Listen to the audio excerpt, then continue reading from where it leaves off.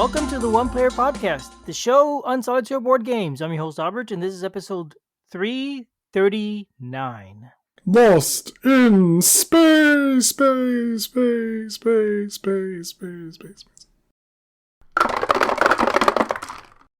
Again, Julius? I thought we had Still, you back last week. I don't know if you ever rescued me. I had to rescue myself. Wow, okay. So you were lost in space and still are. Well, I don't know what we're going to do to get you back. This is unsettling. Oh, Albert. So today we're going to be talking about Unsettled, the Lost in Space board game. Okay, so Julius, I don't know anything about this Unsettled game. I've heard it many times. I don't know what it is. I didn't know what it was. I assumed it was some sort of, I don't know, fantasy card game or something. I mean, it's a sci-fi card game, so you're not wrong. But there's miniatures and stuff, right? So it's more There's barely miniatures. There's miniatures in the form of player movers. It's not a miniatures game. Oh, okay, yeah. So I had no idea what to expect. And now I see miniatures, and I've seen some boxes. I saw it at a game store recently, not my game store, and it seemed to be bigger than I had expected. But the box didn't seem to really say much on it, at least on the front. So I still don't know a lot about this game. Now I assume it's a space game, and I'm stuck in a ship. Well, sort of like that. Let me lay it on you in the organized fashion that all our listeners are used to listening to us in. So, Unsettled is a survival puzzle adventure game where during each session, you are dropped on a hostile planet. You're essentially lost in space, traveling from planet to planet. And your job is to figure out how to survive. You're given a deck of tasks, kind of similar to like the Agenda and the Act deck in Arkham Horror card game, or something similar like that in various other living card games, where you have a deck of tasks that you have to go through. And there is a whole environment usually composed of different parts of the planet, different environments, different things of the planet, and your job is to figure out how to use all those parts to achieve and fulfill your task. Achieve and fulfill your task, collect whatever it is that you're there to collect, and get thyself off the planet before you die. It is completely co-op, completely open information co-op, so to play it solo, you just play multi-handed. And don't die.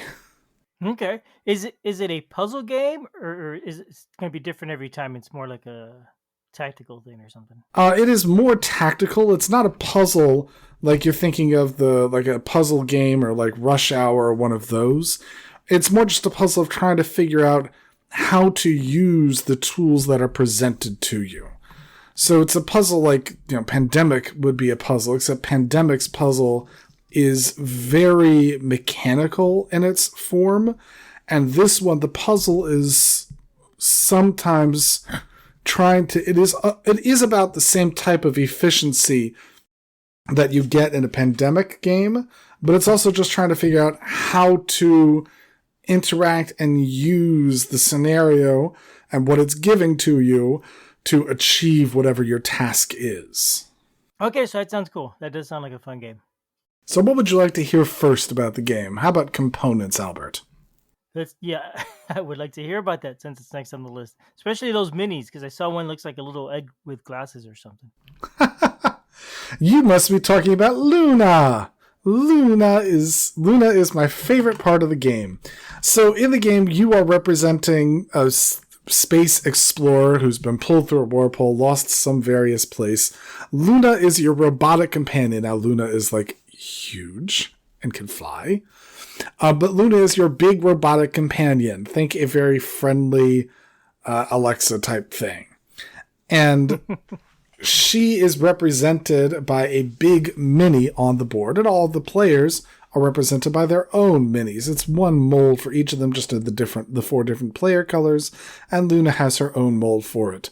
You'll be able to, on your turn, move the Luna mini around the board and be able to take actions with Luna, like scanning for resources or collecting data, things like that. She's big, she is cute, and she's adorable, and on each of the worlds, she has a card that is assigned to her for whatever her prime directive is. And we very much enjoy quoting all sorts of Wall-E things when we're playing this directive. Okay, so she has sort of a Wall-E feel to her. Yeah. She talks, but yes, she does. She doesn't actually talk. In lore, she talks. There's nothing mechanical or app-based in the game that actually makes her talk. But in lore, she does talk, and she says, error, function not working, whatever it is. Because things all the time don't work. So that is your player figures. Let's talk a little bit more broadly about the game. There is the core frame, the framework for it. The framework is going to be all the stuff that you're going to use every game. The first part of that is going to be all of the player boards. Each player board is going to be a 2-layer board with recessed slots for these big chunky dice, although the game specifically calls them cubes since they're not dice since you don't roll them, but essentially a die. You have these big dice that are tick-up dice that go 0, 1, 2, 3. And the two sides are just not used. They're just used to represent what type of die it is. So each player has these big chunky dice, and there's slots in your board for you to place those to assign them because the dice will determine what actions it is that you're taking on the round. The board also has space for, and I'll call it your hit points, but it's called your endurance. And also space for your research track, which is how much research you're doing into the area, which lets you unlock special powers for the particular areas that you're in. Those boards and those tracks are part of the framework. They apply for every game, although the cards that you may slot into things are specific to the different worlds that you're on. There are also 4 environment boards that are going to be used again in each game, which are used to track very general type things about the world. The first board that you're going to have is going to be the resource board. The resource board is going to track how much data you have, how much materials you have, and how much energy you have. Again, all of these are going to be plastic formed trays, and part of the shtick of how they made these formed trays is that you try and leave the game. Unsetting up for one game is setting up for the next. So you are literally putting things away back into these boards, where next time you want to play, you just pull the boards back out and they're already set up. So this materials board is no exception. It has slots for all the different types for the 3 different types of resources, and they all fit in there. And those are just they're plastic tokens, they're plastic form fit of things. They're not just, the power has to be circles, the power is circles, the data is cubes, and the materials are, crystals like you would see in, Valstro type places. They're green crystals. So that is that board. There's another board where you put the science stuff. There are robotics, chemistry, and engineering sciences, as well as anomalies, which are special weird stuff about every single world, Luna's prime directive, and crisis cards, which I can't remember what the name of those ones are. But those ones will go off on their separate board. There's not a whole lot that sits there other than just those little level up tokens. There is a board that tracks your time. The time board, every time you take a turn, you are required to rest, which advances time. And time is going to be the timer for the game. Every time you make a loop around that time board, you'll have to give everyone a reduced endurance. Taking a reduced endurance means that you're going to be working towards losing the game by having everyone lose all of their endurance. That would be bad. The time board also tracks how synergistic everyone's being, whether or not they're all on the good side or the bad side of their personal player powers. But all that is tracked over on the time board. And then the last board is used to track the scenario stuff. And each scenario comes with a set of discovery tokens, a set of cards for the environment, and a set of tasks. The discovery tokens are put on that board. The tasks are put over by that board. The scenario cards are put over by that board. So that's one board that is mostly just empty and is used to keep track of all of those different scenario things. That is all of the core that is most of all the core framework stuff. All of the core framework stuff, it's durable, it's thick card stock. The plastic trays are all well-formed plastic. It all makes it easy to use. it is an absolute table hog even without setting up any of the planet stuff. Because if you're playing with a 4-player game, you've got 4-player boards, which are all these big shoebox size things. You have 4 boards for the planet already set up in the corners of your table. And you still have to leave over space in the middle of the planet. So it eats a lot of space, but it's all very pretty and it all sets up rapidly and nicely and easily.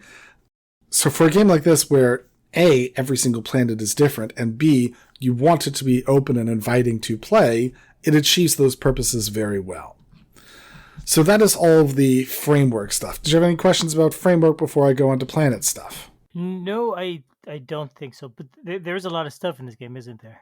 There's a ton of stuff in this game. It's not a small box. And there's many other boxes. There's like expansions galore. So the framework itself all fits in a giant box, and the box is weird sized. It's like shoebox because the idea is you'll just stack all of those up.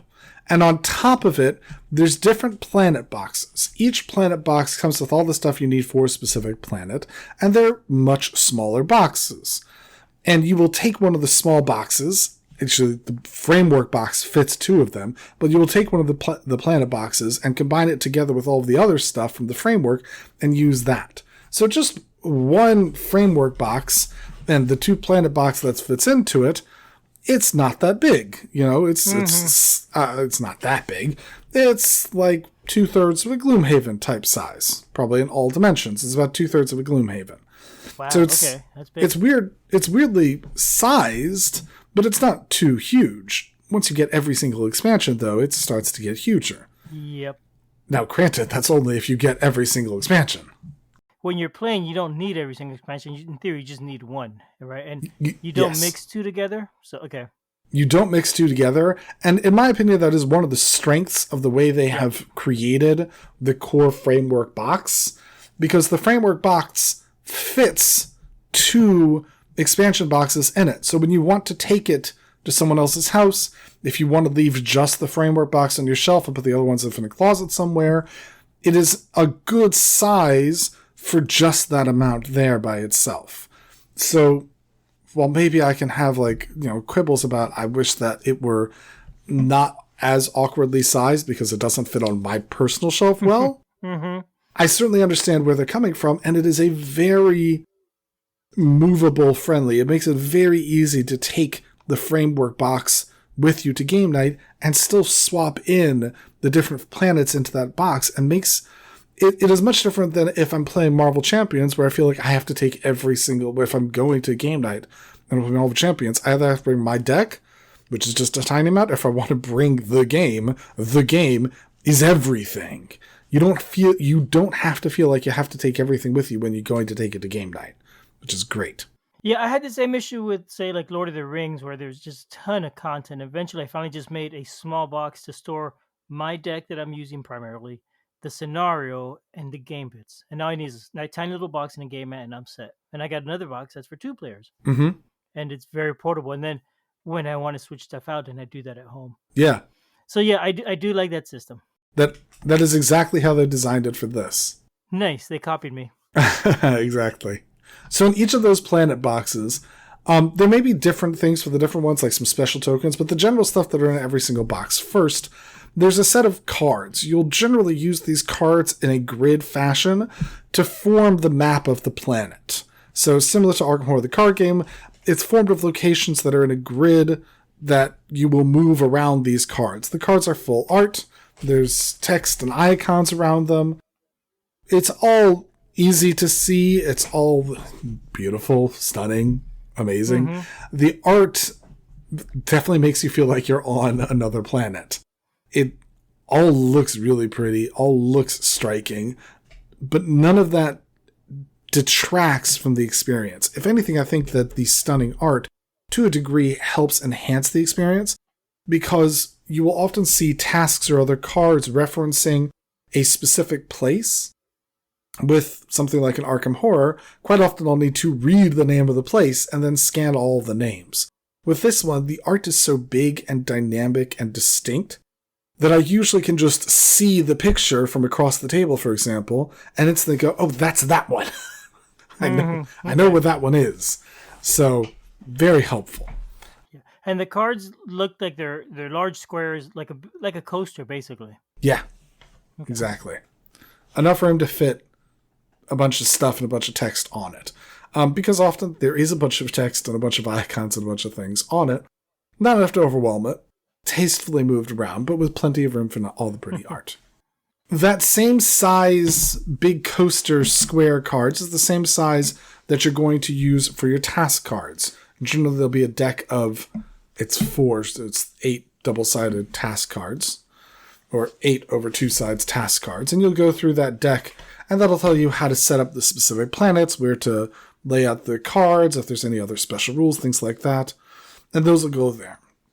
There's also the decks for the different science that are specific to each one. So there's a deck for each of the different types of discoveries, robotics, engineering, and chemistry, as well as I mentioned before, those anomaly cards and those crisis cards, whatever it is the bad cards are, which are just not coming to mind right this second. Okay. So you said the map is pre-generated. It's always the same basically when you play the game. No, Okay. I did not say that. So the rules tell you how to set it up, but it might be different. It might be like shuffle these cards and lay them out in a line, and then shuffle these other cards.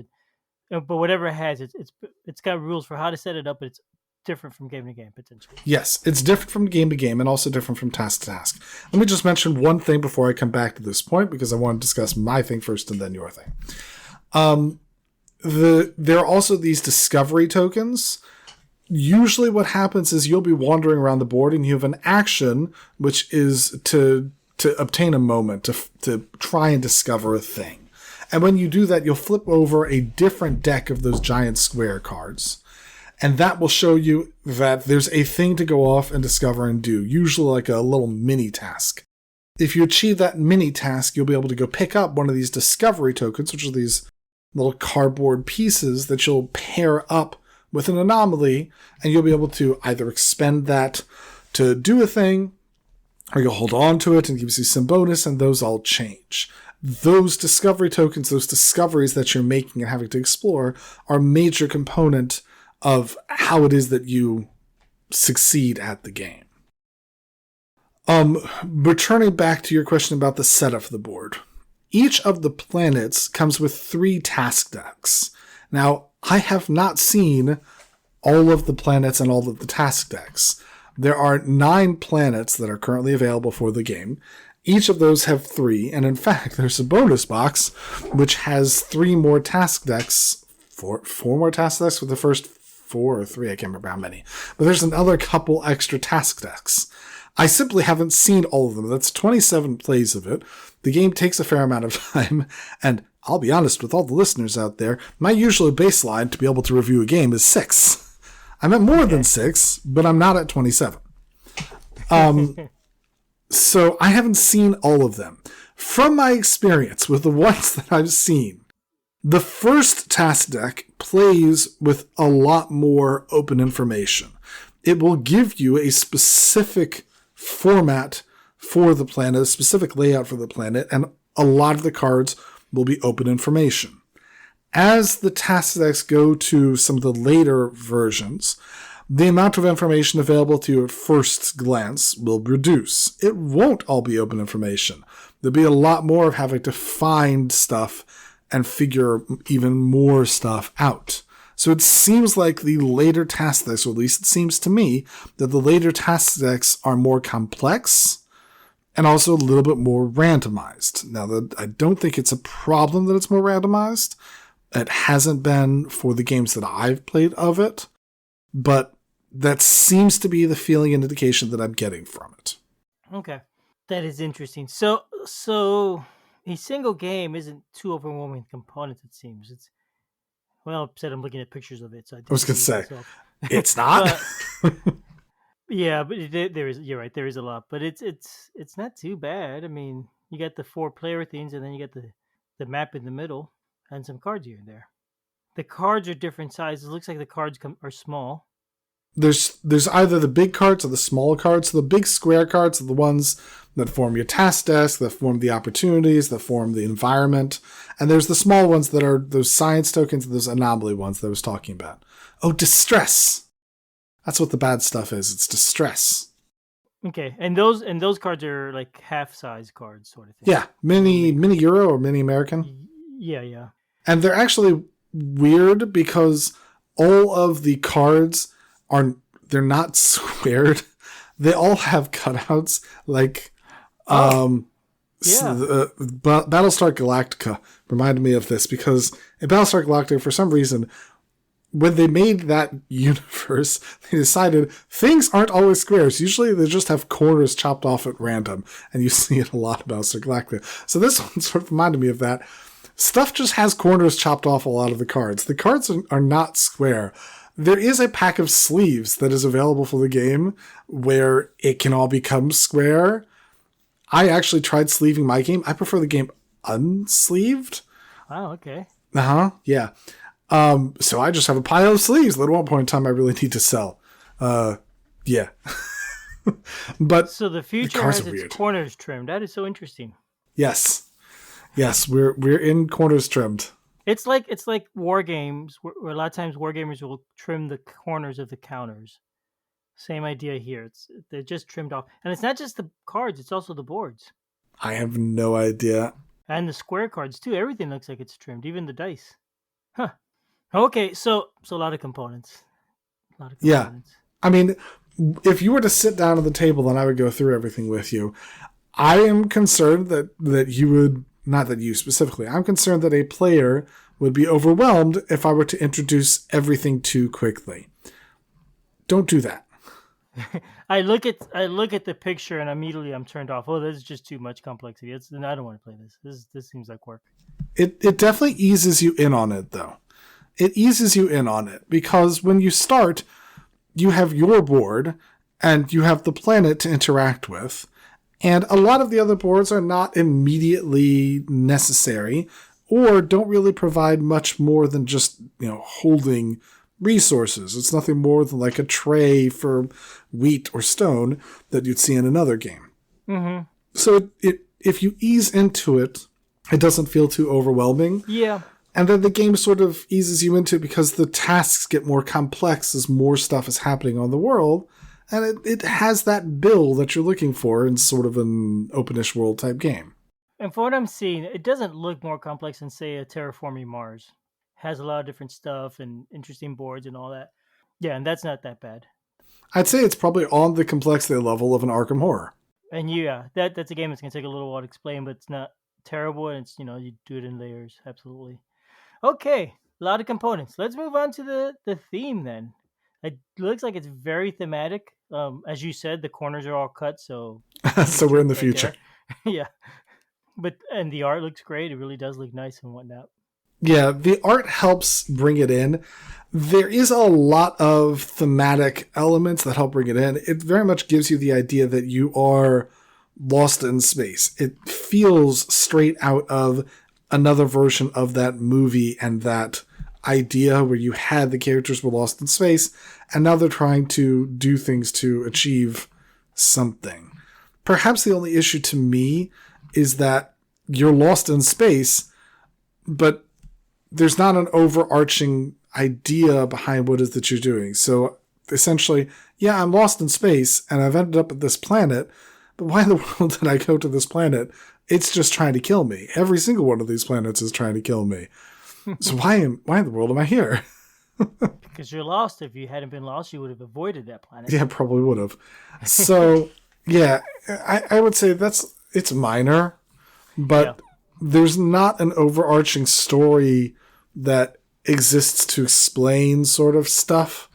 And it was slightly hinted at the beginning rulebook about people sabotaging your spaceship and stuff like that. It hinted that there's some sort of idea to all of this, but in the end, it's really all about the planets. It's just a personal conceit that I would like to know more about the backstory that happened before we got to these planets, and I'm never rewarded with that. So a little more theme would be nice. Yeah. But with the planets, though, which is the most important part, all of the planets feel really heavily thematic.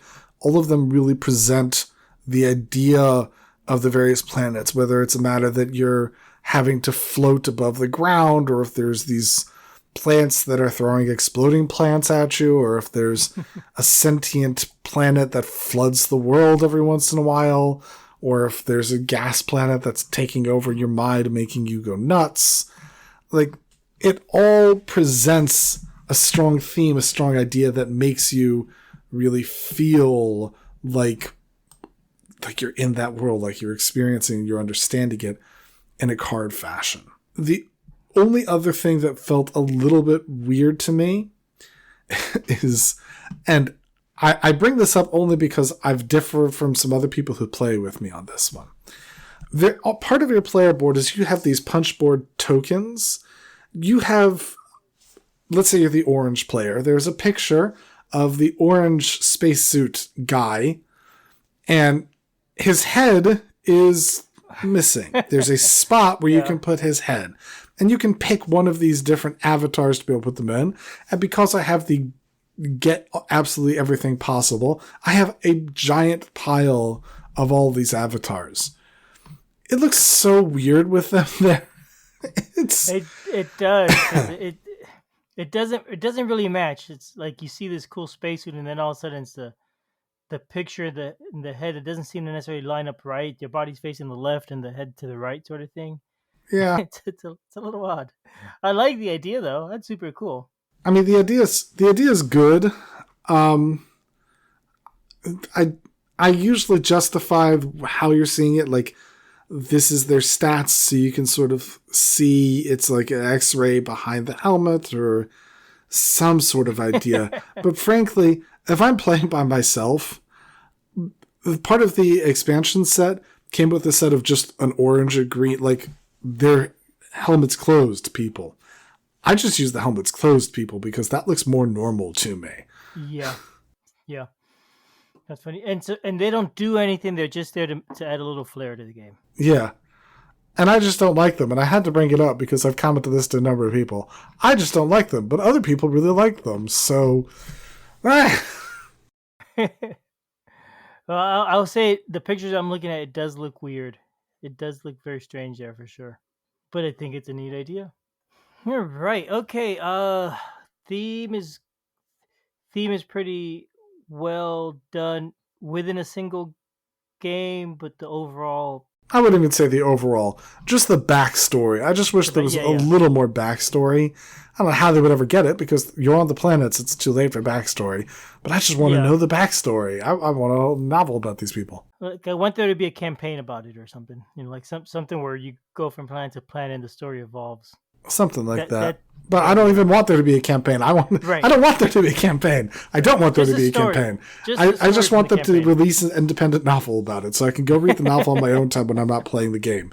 I don't want the novel when I'm playing the game. I want to go read a novel during the time that I'm reading books. All right. Okay, well, let's jump into the rules and then gameplay because, boy, we're going late. Savoring this game. Yes. So, with regard to the rules, there are, if you wouldn't have guessed, two separate sets of rulebooks. There's the rulebook that explains the whole game, the framework, and there are rulebooks for your individual planets. The rulebook that explains the overarching game, it's pretty good. It explains the whole thing. The rulebook for the planet also, again, explains the whole thing. What I wish that the rulebooks for the planets had was a quick summary. You often see these in rulebooks for games, where it has on the side the very brief highlights of it. Now then, granted, the planet rulebooks are usually like 4 pages or so, but just a quick refresher.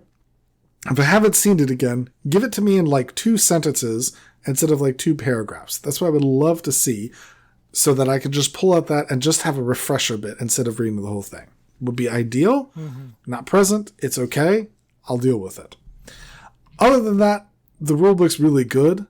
The only issue I wish I had with the rulebook is something official that says, essentially, there's a rule that we have in Arkham, which is if you don't know a specific rule, don't hold up trying to look up the rule. Keep the game playing and interpret the rule in the fashion that is the worst for you. That is the Arkham rule. Just interpret it as worse as possible for you and look up the rules after you play the game. Mm-hmm. And you're probably right. You're actually not probably right because I've gotten it wrong a time or two. But I will generally, if I'm playing this, I will pick a planet. read the rules before I play the planet, which is the worst way to read the rules, by the way. It's the worst. But I will read the rules before I play the planet, and then try and not look at the rules as much as possible when I'm actually playing the game with other people. Or just play it solo by myself, but I haven't had a chance to do that with all of them. If I'm doing that, I have a number of times messed up, misremember the rule. There's not an official rule of, hey, just do what's worse. So I've gotten some pushback from other people about doing that when the rules don't say that that is the rule. And to them, I say, I don't care. It's my game, and that's how we're going to do this. So, ha. All right. So rules. There we go. Gameplay. The gameplay works as follows. Essentially, on your turn, you'll have some what are called focus actions and some free actions. The free actions are relatively short. You have a free action to move yourself around the board. When you move around the board, there are some icons that you may cross over as you're moving. If you cross over an icon, you get penalized or bonused with whatever the icon says, whether it's an extra research or some extra time that you have to spend, who knows. You have a free action to move Luna around the board. She doesn't have to pay those icons. So that might make it more useful to be able to use Luna to explore areas before you figure out what they are. That way you don't have to accidentally pay some costs that you didn't mean to have to pay. You have a free action to scan with Luna. There are some dice that you can roll that determine what sort of amounts of stuff Luna can scan with, whether it's data or materials, or just roll the corresponding die and you get that. And then there's some free actions that the scenario may give you, all sorts of different things based on what the scenario is. The core set of actions you have in the game are your focus actions. Everyone has 3 focus cubes. The red, the orange, and the green. Oh, the blue, orange, whatever it is. So, you have the 3 focus cubes. I don't know if the focus has anything thematic about those ones, but you have 3 focus cubes. You will put those focus cubes on any of the slots that are available to host a focus action. They look like big old square things where you put the focus cubes. It's very easy to tell if something is a focus action. It may be hard to notice it because it may be in different places than you expect, but you have 6 of them on your player board, so you'll definitely get used to doing that fast. You put a focus cube there, and it often will have an up arrow or a down arrow or multiples thereon. If it has up arrow, you add a pip to the focus cube, which is, again, those dice. So you click up the die, and if it was at 2, it goes to 3, etc. 3 is your max, 0 is your minimum. If you're at 0 and you have to push it down, then instead of having to push down the die, you instead have to spend time. Avoid that at all costs. Time is far too precious to be spending doing that. So, you'll push down your focus cubes by putting it there. The type of actions you can use with focus cubes differ for the most part. It's usually used to either find resources, interact with the other players, such as give them extra research, or help support them, give them additional stuff, or move yourself or them around the board. Or it can be used to interact with the environment. Again, find those opportunities. For the most part, those focus actions they don't take a whole lot of complexity to be able to just do them. The complexity happens with all the stuff that happens around when and how and what it is that you want to use them for. But the actions themselves are all relatively simple. All the stuff that comes from the core framework are all relatively simple. It's all the other stuff that happens that can be relatively complicated. The planets, the methods that the planet interacts with have some complications. Figure it out. Figure it out or die. I almost hesitate to perhaps spoil any more than just what the box says about what a planet is, because sometimes the surprises that happen are one of the best parts of the game. I've already accidentally spoiled one of them, and I'm going to do it again right now. For example, in one of them, which was the very first spot that we went to in Winora, there was this alien life form giant tree planet tentacles thing. And for the first 2/3 of the game, our task was to help it out so that we can, I don't remember what we were trying to do, but we were supposed to be helping it out. And then when we flipped a card, all of a sudden it was trying to kill us, and it was throwing exploding toxic spores at us. And our whole job at that point was run like this thing is trying to kill you, which it was, and get back to the planet and get back to your spaceship and get off this planet, because all of a sudden it's trying to kill us. And that happened on my very first game. And I flipped over the card, and all of a sudden just the whole character of the planet had twisted, that this sentient life form that we thought we were trying to help has all of a sudden turned toxic. I'm like, oh shoot. It's time to leave, boys. You might have set things up a little different if you'd known that. Yeah. Yeah. And I've had the same thing in Lord of the Rings. Yes. Yeah. You play in a scenario and something's going, okay, we got to do this. And then you do it, and then you read the next card, because I like to reveal the story as I go. I don't like to read all the cards ahead of time. And I find out, if I'd known, I might have done this differently. I might have, or like, so in the campaign mode, you finish the game and says, okay, now if you finished and it took you this many turns, this bad thing happened. So do it under that many turns. You should have told me that sooner, game. So yeah. Okay, don't spoil it anymore. I think I get the idea. I hope listeners do. Yeah. So all of that, it's such an experience to be able to explore and interact with worlds, and some of those interactions change with the different tasks as well. So all of those things have much more complexity, much more involvement to be able to understand what the different things are, how you interact with all of those. So those are all really fun. But the core mechanics, the core gameplay is a simple enough core layer, and all the complexity, that's awesome. It's great. It's nice. Okay. It's really fun. I'm over here lowering so much praise on it, but it's because I really like it.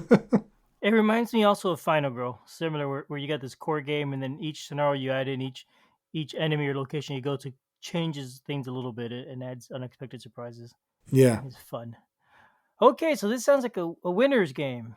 I definitely think so. I think the only concern for why it wouldn't be a winner's game is just that it's huge.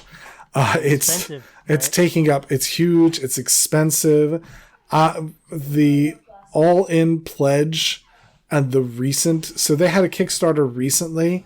If you wanted everything with no sleeves, it was already, the retail value was $240 to go all in with all the stuff.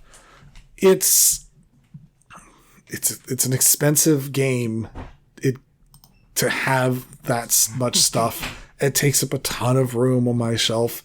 So I don't know if I can say ease into it or try someone else's, but I can't. You don't need it all also, right? You just need the base game in one location, and then you could play it, and then if you get bored of it, get a second location. You could. Yeah, you could, because the planet boxes are sold individually. Yeah, you certainly could. It's more expensive, I guess, but that might also. But you probably don't need it all, and if you're paying more, you may just stop sooner. Yeah, I mean, you're not wrong, but But I'm missing the point. I know. I get it. Yeah, it's really enjoyable, and I think that probably once you get into it, and especially once you purchase the frame box, the framework box, I expect you would want to continue to get more planets, because if you're enjoying the framework. If you purchase that and enjoy it, you'll probably want to get all the things, because all of them are really dynamic, really different. They all have very different experiences. So I think you'll really like and really want to have all of it. And I am really enjoying it. I really like it all. And how much is it if I just want to try the game then? Just the minimum, the bare minimum. My guess is I'm going to guess around $100. I don't know. I'm just guessing here. I'm not going to answer you without going and looking it up, friend. Yeah. See, I kind of calculated how much my Lord of the Rings game cost recently, and so that's been a ton of money I've spent on that game, because I've gotten pretty much everything to come out. Mostly, not everything, and it adds up. Yeah. So if you wanted, you could buy just the original framework and the first two planets for $90 straight from the publisher. Okay. I'm not seeing it elsewhere, so your estimate of 100 was relatively accurate. Close, yeah. Okay. But at that point in time, you're already in on the most expensive part of it. Right. And how much is each location? Like 15? 15? Oh, yeah. Get a couple, yeah, for sure. Mm-hmm. And so the box didn't bring any, so you're going to buy one or two, and you can fit both in the box. The framework comes with 2 planets, comes with the first 2. It brings 2, okay. And the first one being the one that I spoiled a bit. Or at least I spoiled the first task of it. There are 2 other tasks that do something different. Gotcha, yeah. So, sorry, folks. You'll have to play the other one instead now. Which is also a really good one. Just throw out the first planet and just give up on it. Just skip the task 2. That's why there's 2 in the box, in case somebody spoils one of them. Just skip the task 2, and then you'll be fine. You'll be golden. Okay, well, we won't dwell on it anymore. Maybe people will forget what it was already, and that'll be good for them. All right, should we lift off, Julius? Blast off, Albert. Blast off. Find a different planet. All right, everyone. Thank you for listening. Have a good night, all.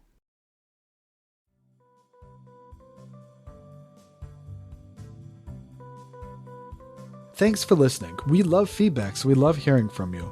You can reach me at julius@oneplayerpodcast.com or JLBird on BGG, and Albert can be reached at albert@oneplayerpodcast.com or Fractalune on BGG. Our website is oneplayerpodcast.com with the number 1, and we're also on Twitter at oneplayerpodcast. The intro music is copyright Angus, can be found at jamendo.com. The transition music is copyright by Dan Elduce Pancaldi, whose page is at donpancaldi.com. The One Player Podcast is protected under a Creative Commons share-alike license. Thanks for listening.